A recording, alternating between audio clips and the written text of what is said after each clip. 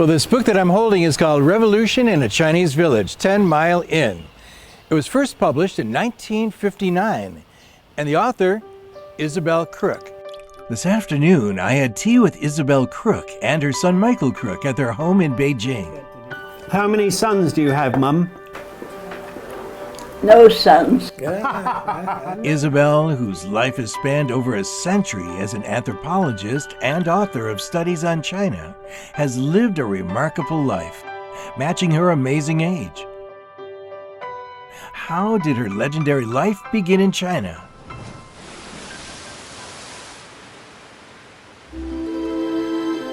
More than 100 years ago, in the late Qing dynasty, groups of Canadian missionaries boarded ships in Vancouver, bound for Shanghai, where they traveled by boat up the Yangtze into Sichuan.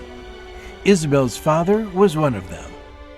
In 1912, Isabel's father, Homer Brown, arrived in Chengdu, where he eventually became Dean of Education at West China Union University.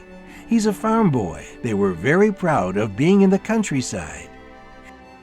Inheriting this family trait, Isabel held no fear for the hardships of rural life, joyfully spending long stints in Chinese villages to do research.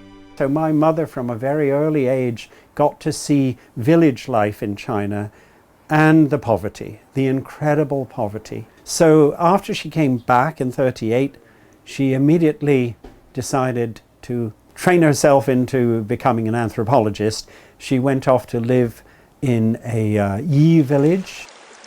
During Isabel's anthropology research in China in the 1930s, she saw the hardships of Chinese people's lives.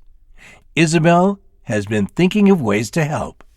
The Christians believe in service, and they wanted to do good, and Grandma and Grandpa, and they thought building schools and hospitals and things is good. But were they able to really change society and give the poor farmers a better life? In 1940, Isabel met the most important person in her life, David Crook, a British Communist Party member who was inspired by the book Red Star Over China, written by Edgar Snow, and decided to come to China. In 1942, Isabel married David Crook. Later, she joined in the anti-fascist struggle by enlisting in the Canadian Army.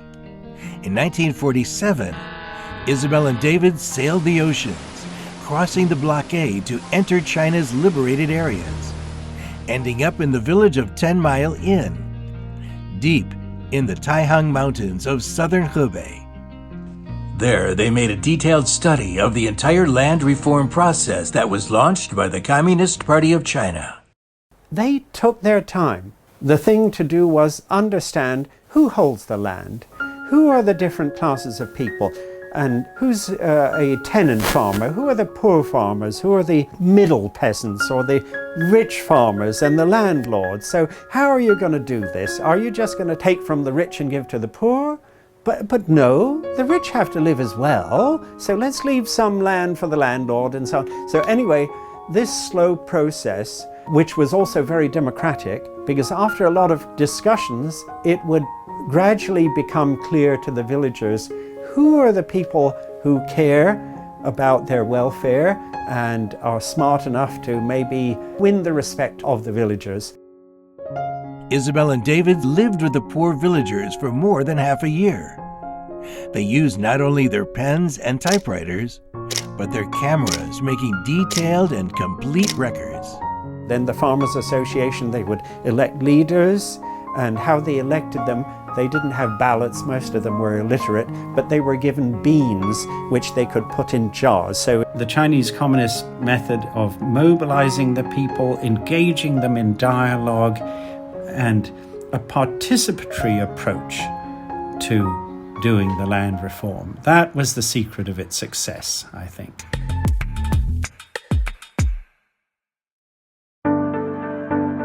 "10 Mile Inn, Revolution in a Chinese Village" was published in London, and 20 years later, Mass Movement in a Chinese Village was published in New York.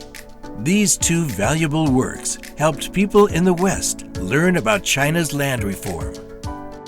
I think they both felt that a meaningful life would be one where one could actually do something for public good. They were not after personal wealth. I think that was what brought them together. And I think my mum had already abandoned Christianity as a solution to mankind's problems, but I think it was with Dad that she actually determined that after all, communism might be the solution to humanity's problems.